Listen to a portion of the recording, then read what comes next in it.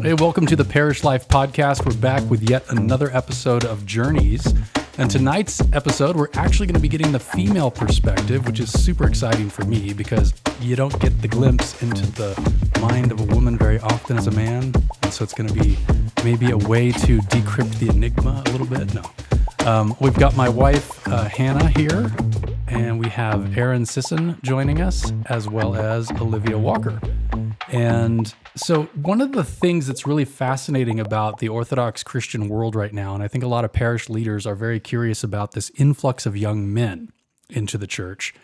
And I would love to know how you all feel about that. But before we jump into that, we're going to do a little bit of journey stories. So, and you know, last time we were on, we looked at Olivia's husband, Asa, and their journey. And now Olivia grew up in the church pretty much. And Asa was kind of coming in at the same time as trying to figure out whether or not this was the girl for him. And that's an interesting tension. But you were already married, and you were afraid that your marriage might end, if I remember correctly. Yeah. I mean, I think, you know, like politics and religion are kind of the things that they say you have to agree on to be married.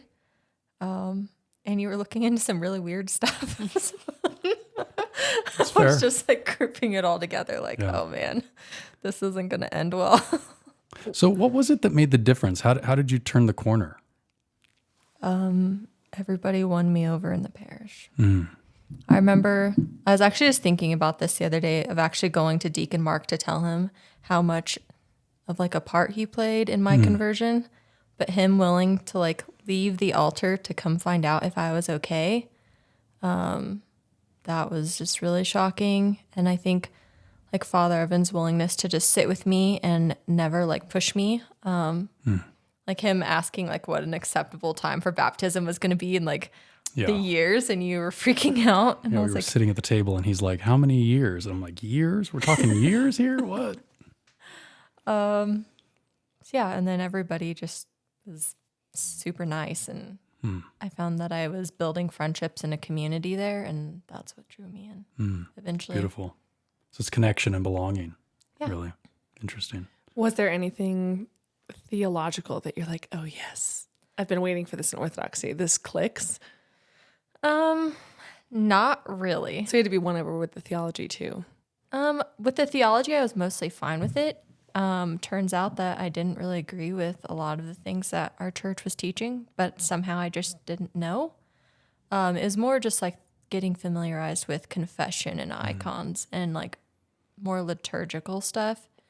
I was drawn right away to the head coverings. I had already been using those in prayer, just like in our home at nighttime. So yeah.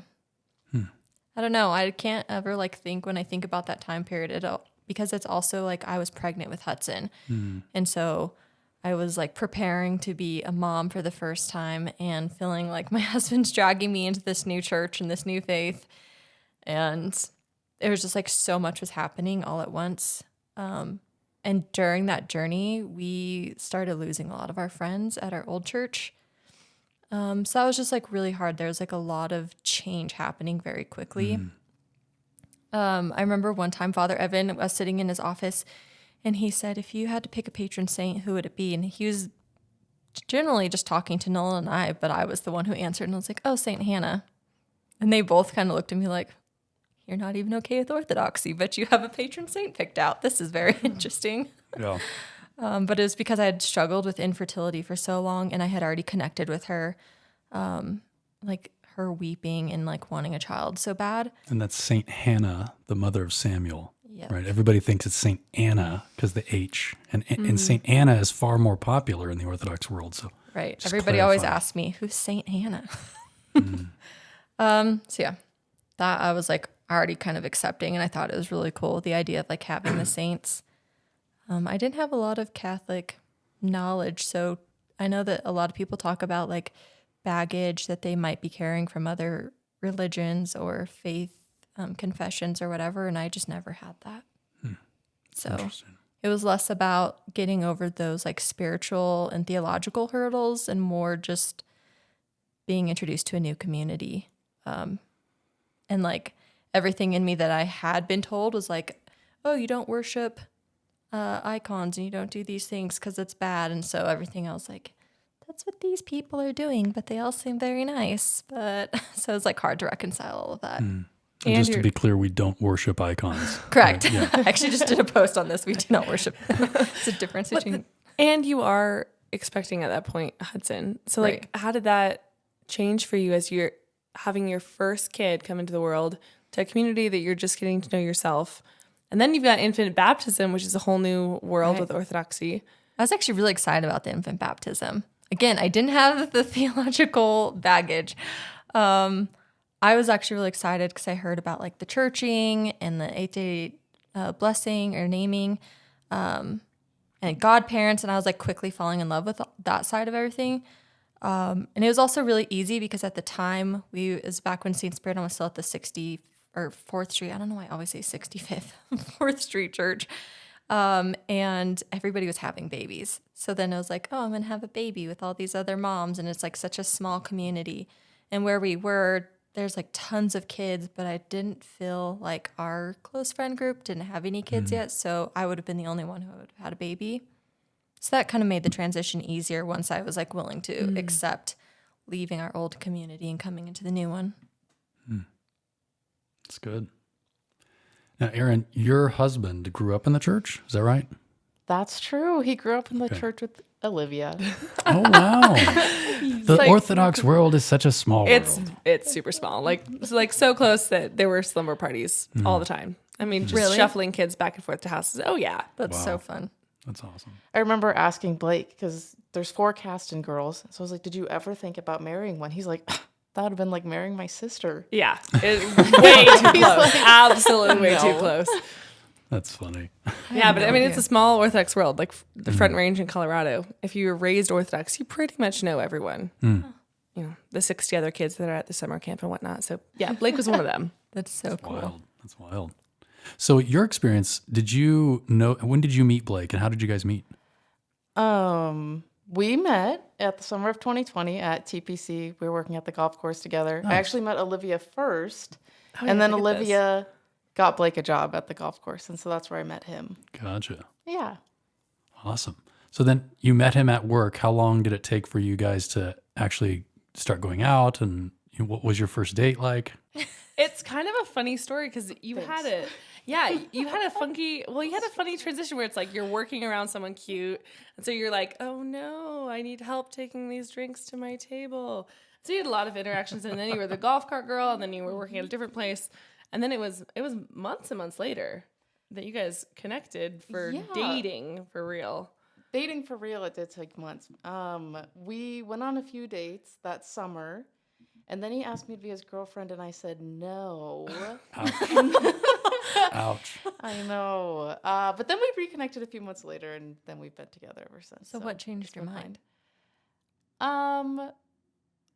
The reason I said no in the first place was nothing to do with him. It was all to do with personal things I was dealing with, I would say. Yeah. That's fair. Yeah, time changes stuff. How long did it Give take it a you second. before you started being told about the Orthodox Church? Well, I actually learned about the Orthodox Church through my non-denominational church growing up. Oh, Really? wow. Yes, so I'll You tell don't that hear about story. that. Well, yeah, please. what happened? So I grew up in this non-denominational church, a smaller neighborhood church, and I still love that place. Like, I love the people there, and I love going back every once in a while. But we were actually partnered with an organization in Moldova, which is a small country in Eastern Europe. It's like between Ukraine and Romania. Okay. And so I went when I was 17. I went on a mission trip to Moldova, and it was, Wow.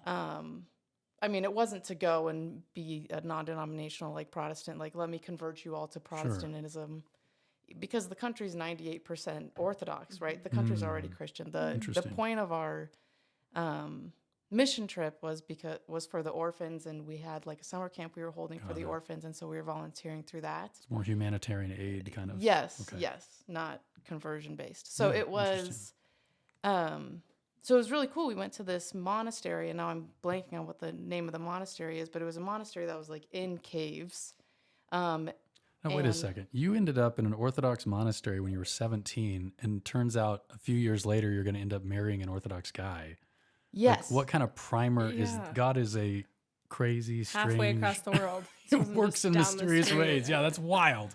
How does, It I mean, I grew up, I was- never even knew it existed, and here you are, like, Well, touring a monastery.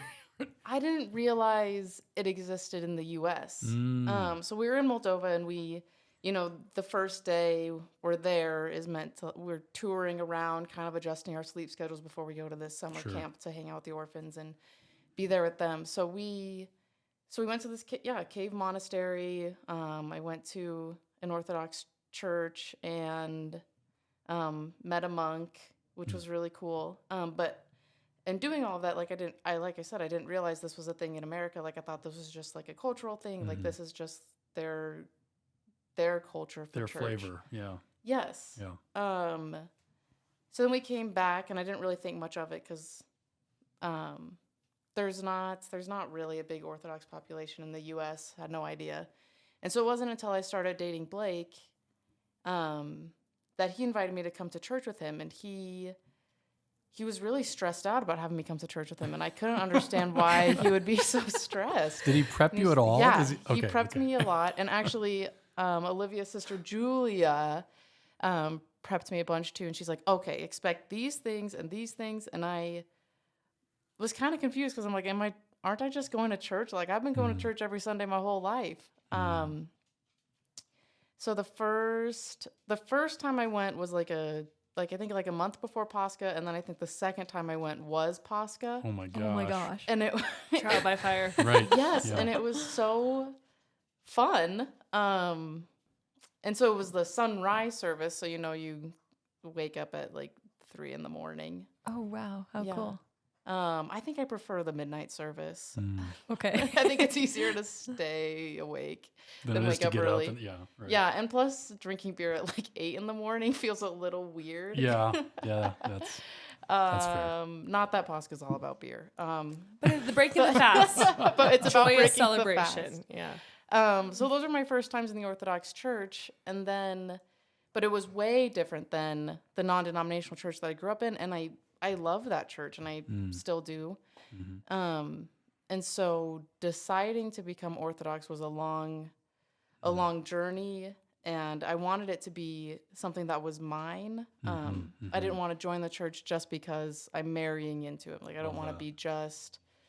So That's exactly what Asa said as well. Because he was journeying in because he met someone who's already Orthodox. But I love that theme that both of you pulled forward. That's really, really cool. Yes. So when I decided, like, okay, I'm going to take this seriously and see if I want to become Orthodox, because I don't want to become engaged or marry Blake without knowing for sure if I want to become Orthodox. So at the time I was living in Cheyenne doing my nursing clinicals, and there was a apologetics class on Tuesday nights at the Orthodox Church up there. And Blake said, "Oh, cool, like I'll drive up on Tuesday nights and come with you." And I said, "Please don't. Like Right. I just want this. I want to learn for myself without you there." And it was at this apologetics class that I fell in love with it and started to build a community. I became Orthodox, or I got chrismated a few weeks after our wedding. Wow. And then, let's see. And then I would say, like, for the first year, I was still struggling with, like, did I make the right choice? Is this really where I want to be? I was also just feeling like I was Blake's wife and not my own person. Yeah, once I was able to find like a female community at St. Spiridon, it felt much more like my own. So that's been nice. It's beautiful. Yeah. Community, What year did you convert? Community. 22, November of 22. I think it's so interesting that you asked him not to come. Like I can imagine from Blake's side, like he's trying to be a supportive guy and he's like, I know it's foreign, I'll go with you. And then from your side to be like, no, I really want to do this on my own, and if I'm going to build it, I'm going to build it for me. I love that so much. It's and like it came so through brave of you to relationships. do. Yeah. So I just want to ask you a little bit about, because I know a little bit of the behind the scenes small world over here. So we're gonna have to get Blake on so I he can know. cry about his Yep, rejection yeah, moment and how he felt. I know we'll have to do one with all the boys and be like, hey, Yeah, hold yeah. yourselves accountable. The ladies talked. Orthobros. So ahead. yeah, so that's the idea. So the Orthobro, so my brother and Blake, best friends from their childhood, were dating their now wives at the same time, Paige and Erin. And there was one day, I remember I heard through tears from the girls that the boys had come up to basically try and convert the girls. Like they had Bibles in hand and they orthobroed them. They orthobroed them like the full verb. Like it was a full on, like we're going to work through all of your questions, Bible in hand. Oh, no. These boys were not even prepared for how to walk through some of it, but it was just trying so hard. It was such an effort of like, we really want to show you they the sit you theological and Paige side. down and like Well, Paige and I were hanging out that day because she had driven up to Cheyenne because that's where I lived at the time. And she's like, what do you think about Orthodoxy? And I'm like, it's fine. Not that much different. This was before I had started going to the apologetics class and really had decided. And Paige said, yeah, what do you think about, I think they pray to icons. I said, oh, really? Or like they pray to saints. And so then I started to freak out. And then I can't remember the other parts of the conversation, but it was other things that she was telling me. She's like, I learned this and this. And I was like, ugh, I didn't even know this was real or this is a thing. And so then Isaac and Blake came up with Bible in hand and they came and sat at my kitchen table. I just pictured them in like a white shirt with a black tie. With a black tie, yeah. Yeah. They I rode up on almost want to bicycles. get a picture of them. Like, can you please dress up again and do this? Yeah. So we're sitting at my kitchen table and we're starting to ask questions. And Blake and Isaac, well, I can speak from Blake's side because we've talked about it more recently. But Blake's like, a lot of these questions you were asking, they were things that, like, oh, that's just the way it is because he's grown up that way. Like, he has never thought why they've done things. They're just like, do things because that's the way it is. So after a few questions, they're like, let's call Doug. And Doug is Olivia's dad. Call Doug. They were like, this is what the deep end looks Phone like. a friend. Yeah, it was a phone a friend. Panic. These girls have real big questions. We weren't expecting it. So So then Doug, why do we believe what we believe? Turns out girls think deeply about this. Yes. So then the four of us were sitting around the table, and then we had the phone on speaker in the middle with Doug. Oh my god, And- that's amazing. We're gonna have to phone Doug in on one of these and have a conversation. We're gonna need to like make T-shirts and stickers and post them on cars. yes, but I've never even met Doug. Doug's the best. But Doug was able to answer all of the questions because he was previously a Lutheran pastor. And so converting to Orthodoxy, he did have all these answers to the whys. They do things a certain way, whereas Blake and Isaac were like, I don't know, that's what we've always done. Which is why I think it's a convert challenge to be able to try and explain something, because there are questions in Orthodoxy where you're like, not quite sure, or that's a mystery, not like a Nancy Drew mystery. Like that's a mystery of the divine, and I can't explain to you how communion works. We're not going to break this one down. But I think that that's a huge convert And problem, because you're like, highlights the point do that, that. everyone is a convert. Like this whole cradle versus convert. It's like, no, even cradle have to convert. They have to learn and make a decision to make it their own. And catechesis is applicable to everyone. And I think that's a perfect example of how it's like Blake and Isaac had this moment of, I don't think I was properly catechized ever. I don't know what's going on here. That's It's cool. actually one of the things that I really love about Orthodoxy is that it's okay to not know. Yes. Whereas, like, you know, at least from what I've understood and from friends who are still non-denominational or in the evangelical world, is that they're trying to like understand every aspect of everything, to like analyze it. And when it comes to Orthodoxy, it's okay to be like, I don't know, and it's okay for it to be a mystery. And that sometimes people are like, "Are you serious?" I'm like, yeah, like I don't need to know everything, and I don't need to understand all of it. For me, it's very much like heart-based and like relationship-based and way less knowledge-based. I think that's how it is for most women. Watching, I mean, being raised in the church and then watching so many women come in, oftentimes dragged by their lovely husbands, full of really good intentions, or marrying in because they fall in love with someone wonderful, and then they're like, okay, it's a package deal. I have to figure out if I'm jumping in for the full package. And Erin, we're so glad you did. But I think that from the side of like most females, it's relational. Like you're talking about, like it starts with the community. It starts with actually getting to know people. Same thing with your apologetics class. It's like I had building real relationships with a priest that knows your name and is answering your questions and is looking you in the eye and validating that your questions matter. That those relationships really work on women, which is why the orthobroing of my lovely brother and Blake doesn't work, because it's this theological side where it's a balance and it's super valid. You can't have blind faith. So you can't just say, oh, it's a mystery of the church for everything. Like, it really doesn't work, and that's not helpful. But there's a certain level where I think women at large don't need to orthobro or really have an interest in that, because it's just not how our brains work. Like, I'm not curious about that personally. And I had to do the opposite of, like, by the time it got too deep or, whatever, call Doug. Like, I was like, call Doug or call Nolan, call another guy that really not only wants to know these questions, but wants to talk about it for 3 hours over coffee with you. Cause I've got about like 45 minutes max. Every time I meet like, one of the new catechumens or even one of the new families that are coming, it's almost always the same story of like, my husband's looking into Orthodoxy and she's like, I don't know why I'm here. But I'd love a friend. Right. And so then it's like, all right, I will just be your friend through this journey. And if you guys leave, then that's okay too. But, yeah, I always find it like so interesting, like how the girls automatically are like, let's just talk about life. Let's talk about our kids. Let's talk about our hobbies. Like, they don't care so much about the deep dives of the theological church. They're not going to go read the ethics of beauty tomorrow. Yeah. So I have a question now, because I feel like I've had something of an epiphany. And Do tell. well, in my own journey into Orthodoxy, there's this recognition that as a man in the West, we're very head first and heart maybe second or never. Like, we almost never even get to the heart. And what I'm picking up from you is, I think, and you said at large, like generally, stereotypically, women tend to be heart first, and that's actually what matters most. And so you said you don't need to know. Well, that's not being negligent in your responsibility of your faith. It's just saying, look, I don't need to know everything about everything to know that it's right or know that it's good. And ironically, you mentioned ethics of beauty. It's all about beauty first. It's all about heart first. That's funny.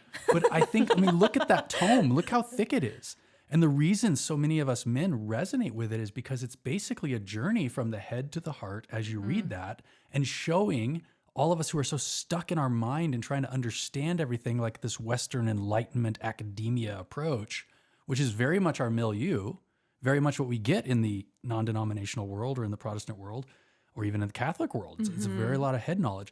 So what I find fascinating then, and this gets to my question, is if men are out there and those who are digging and searching, because this is exactly where I was, like, my first question to Father Evan, I want to know exactly what you have to believe to be an Orthodox Christian.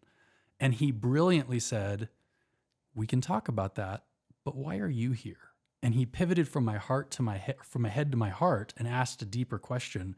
And I said, I don't know how to pray.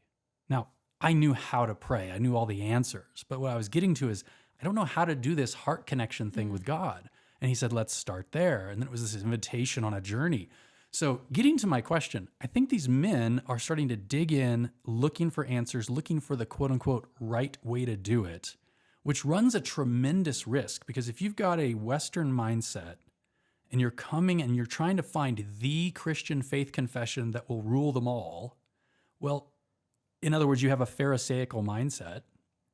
Orthodoxy can be the biggest hammer that you can find. It's got it's the oldest church. It's got all of this strength behind it that if you're looking for a hammer, it's a pretty devastating hammer, but it's not supposed to be that. And so this orthobroing, this idea of you come in and you're just getting the head knowledge, but you're not getting into the heart. And then you go in and you start to try to evangelize the world and you're just beating people with like, we're the one true church or whatever. It's not helpful. Hopefully they simmer and then they shift into a heart and that settles down and then they begin to bloom. And I see that with men, even myself, of 10 years into it. But what I'm noticing with women is they're not interested in all that head knowledge and all that. Like, it's not about being right and wrong. It's not about living in the tree of the knowledge of good and evil. It's about being in the heart, the tree of life. So my curiosity then, this gets me to, I had to like set the stage. My question is, why is it mostly men, apparently, who are the initiates? And is it that women are simply content in where they're at? Is it, or do you know of people that are women who are coming to the church, who are seeking and finding it? Or are we just doing a poor job of connecting with the hearts outside and we're just a good channel for the head to come in? Like, think about that a little bit. I can speak from my own experience of like being in the non-denominational church.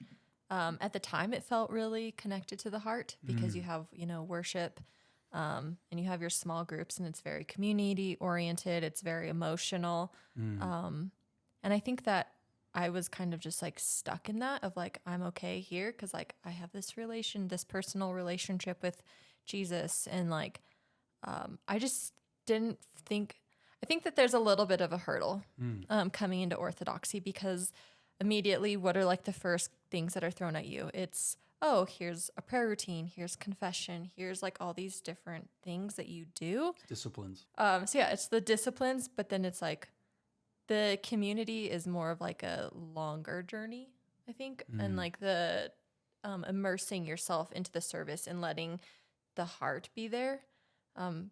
Like I said, it's very overwhelming. You come in, there's icons and there's an icon screen and there's a priest and there's movement and all these things that are just so different. And you do get stuck in your head.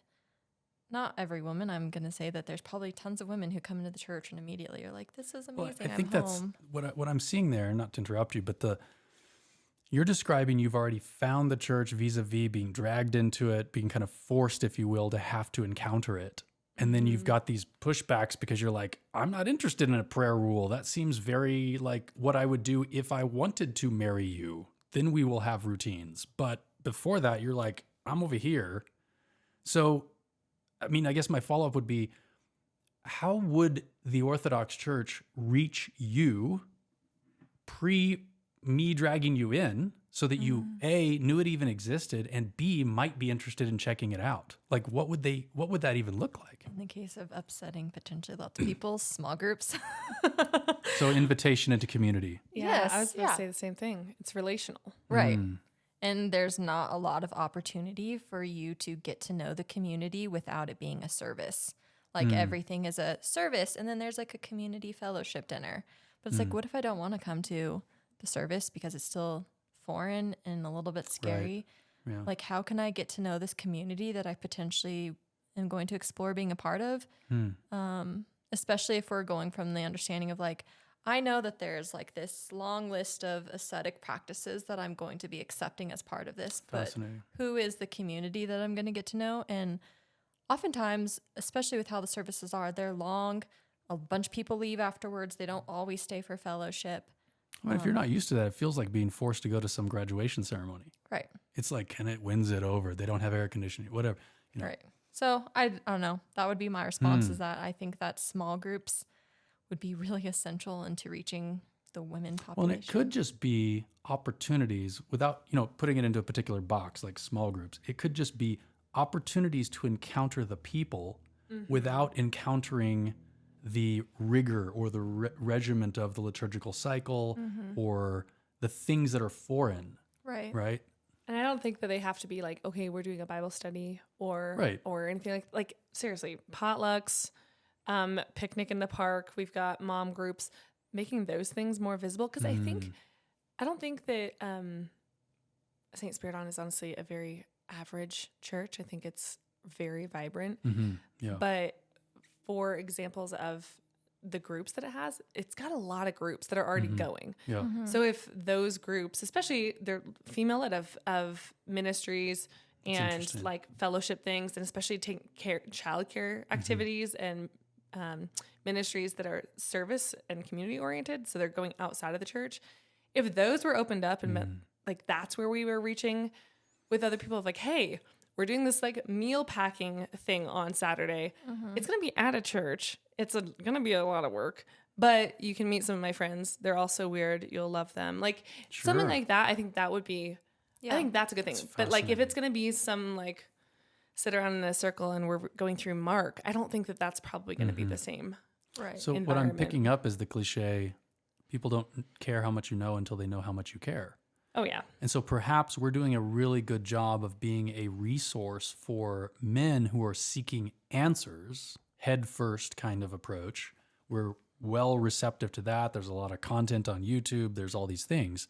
But maybe we aren't as proactive as being available in communities for heart connection opportunities without any strings attached, without any, you got to come and encounter incense or any of that stuff, which you'll get there. But I have this running the bases analogy, which is kind of funny. It's like you don't go to home plate, and home plate to me is the divine liturgy. I actually tell people, do not invite people to divine liturgy. It's overwhelming. It's too much. Invite them to your house first.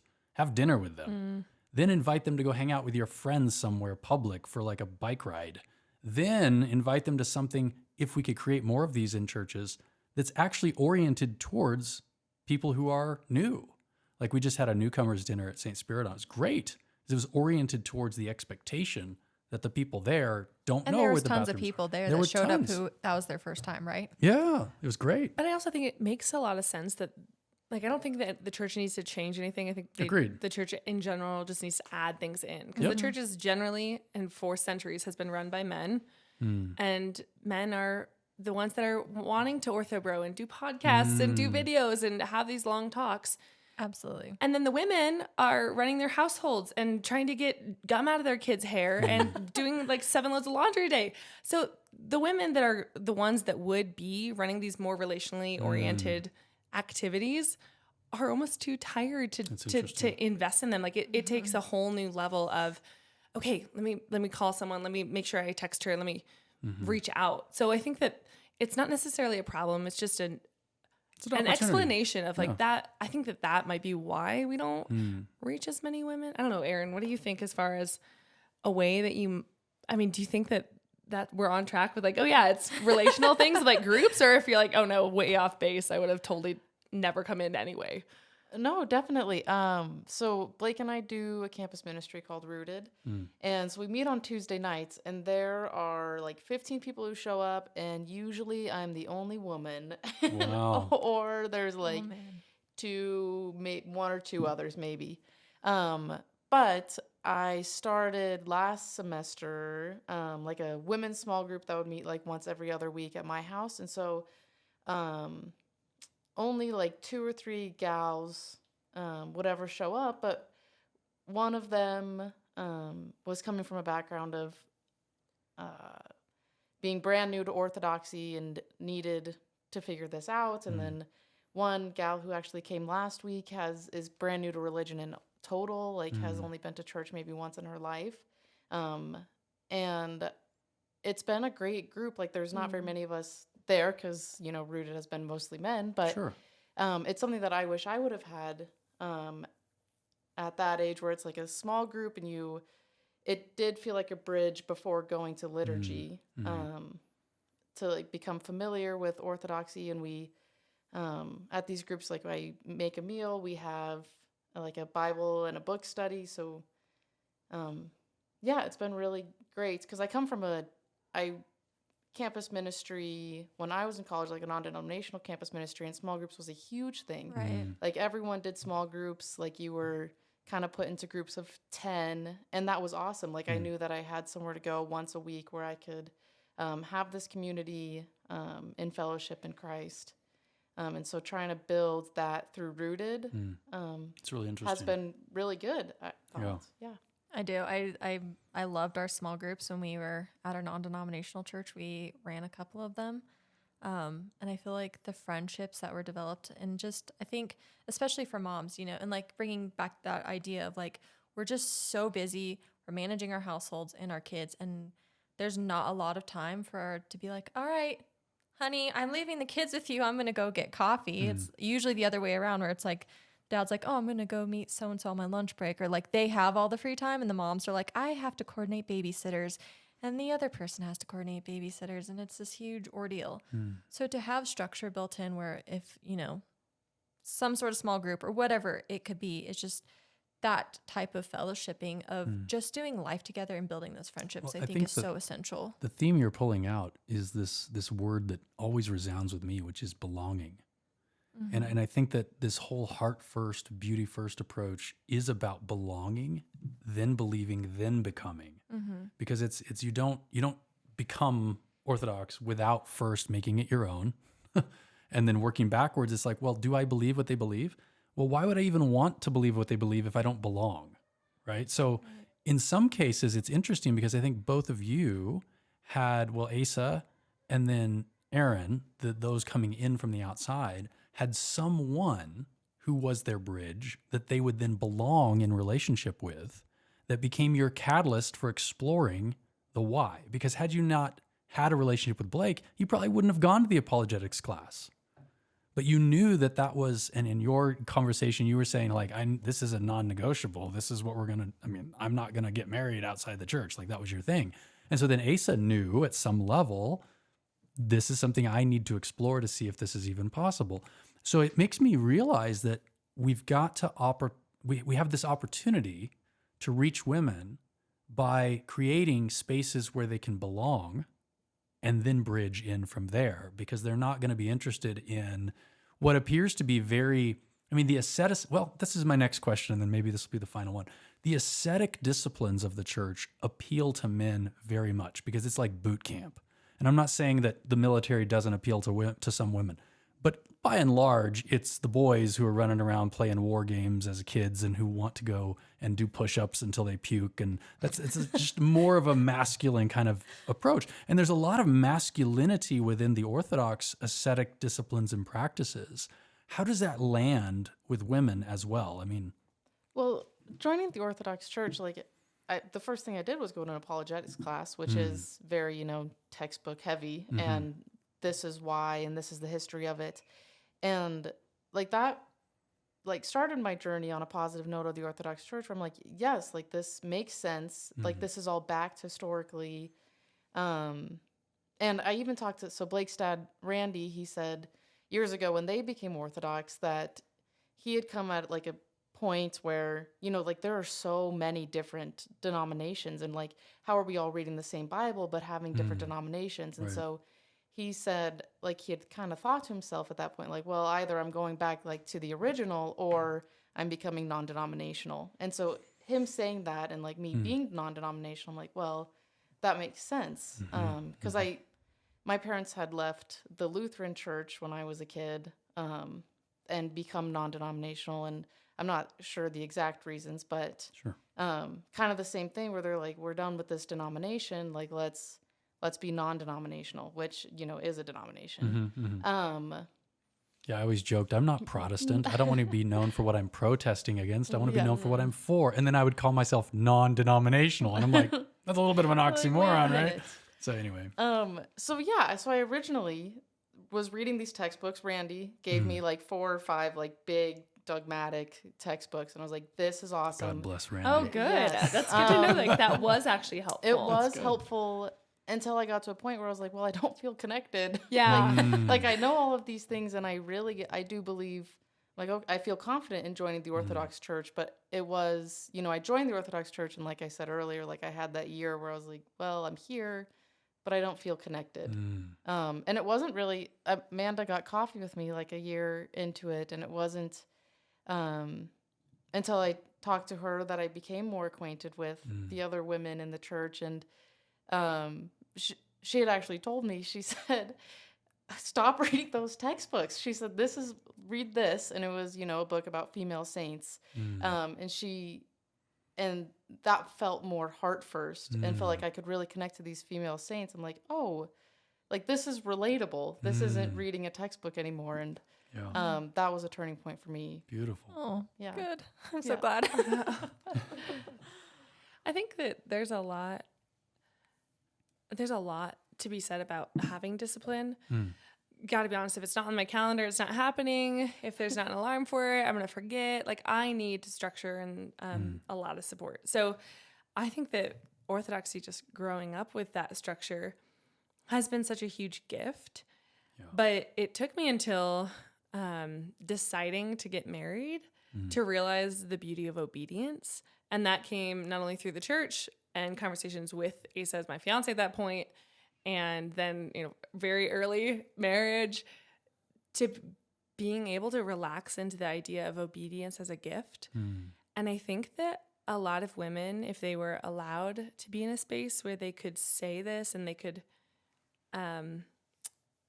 if they could be in a context where it was okay to be obedient, where you're obedient to something really good and really holy that loves you more than you could ever imagine, that's a beautiful place to be obedient. And in our society, I don't think that women are encouraged to be obedient. We're encouraged to be feisty and do it our own way. And we're independent. And that's the way that our culture drives women. And that's how I identified for my entire life until marriage and Orthodoxy finally actually started talking, because I wasn't in that phase yet.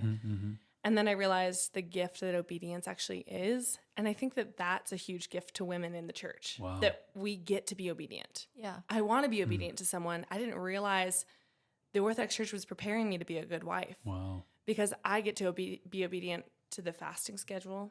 I get to be obedient to a prayer routine.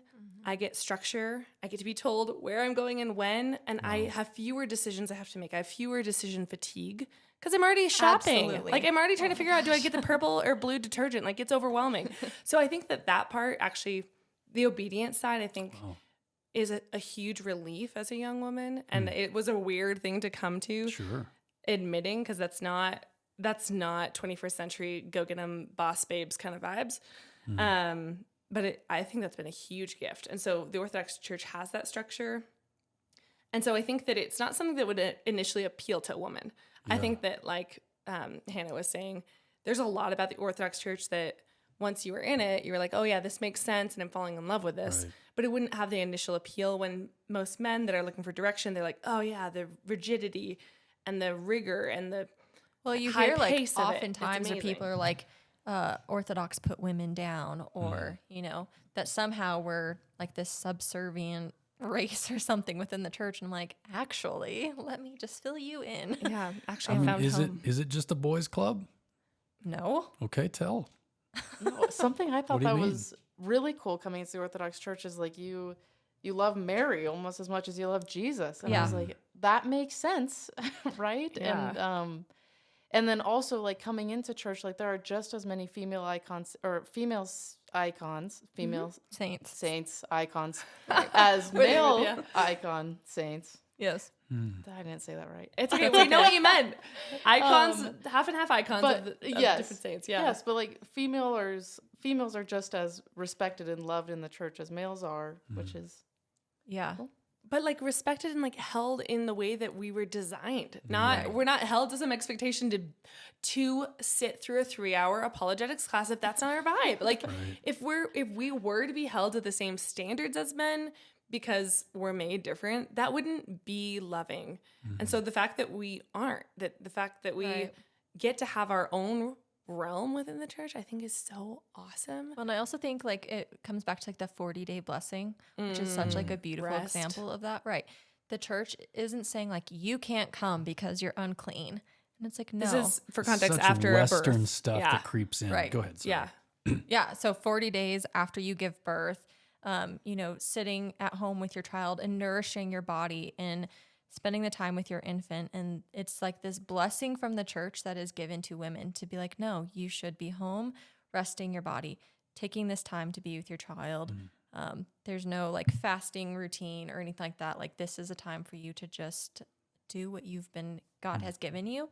And then you come into the church and you're celebrated and you're like prayed over and your baby's celebrated. And it's like the community welcomes you back. And it's such like this beautiful thing. And it's like, no, men are not putting women down. They're literally celebrating them, and they're celebrating this gift of life that women can bring to the church. I don't know. I just think it's really that's beautiful. Absolutely beautiful. And I just want to comment on this because in my Sacrament of Marriage class that I took at Holy Cross, it illuminated for me that there are actually writings from like St. Basil and St. Gregory, and this is like very early in the church, hundreds and hundreds of years ago, that actually debunk a lot of these superstitious statements that creep in from more of a Western theology into Orthodoxy and then somehow become perpetuated into like these micro traditions that are actually infectious. They're not Orthodox at all.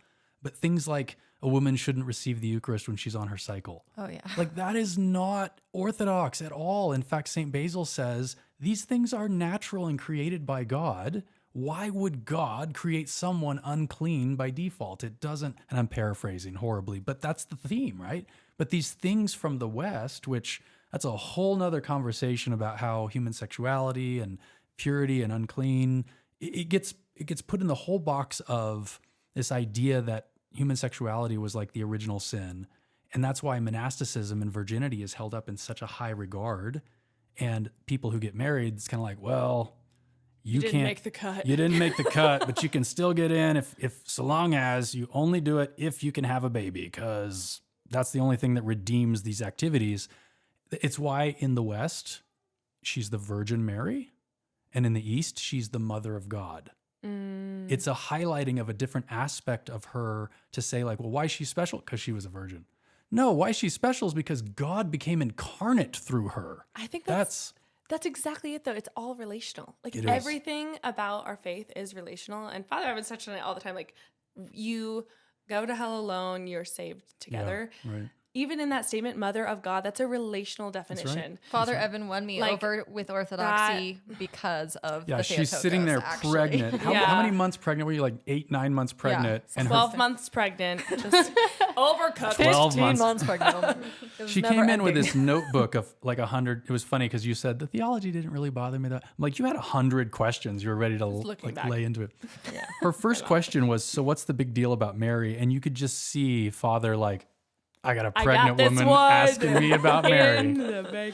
I think that so just to tie it back to our lovely Orthobros, who are the majority of the people that are coming to Rooted and coming to the church, that are so zealous and they have such a heart to do it correctly and to do it in a right ordered way and to have structure and routine. I think that's such a gift. And I'm so grateful that God lets them come to the church, cook a little bit, and then puts them on low while women show up slowly. Yeah. And I feel like the women, like on the relational side, if there is not a woman involved in the next, like in a years within a guy getting into the church, honestly, he goes a little overcooked. Like you get a little too orthobro. And I seriously think that that's where women come in of like, if you want guys to be like well balanced, honestly, with the theology of the church and the head and heart, like we're talking about, if we're going to go with extremes and the guys are the head, you need a heart. And so I think that that's been something that's been really beautiful to watch as I've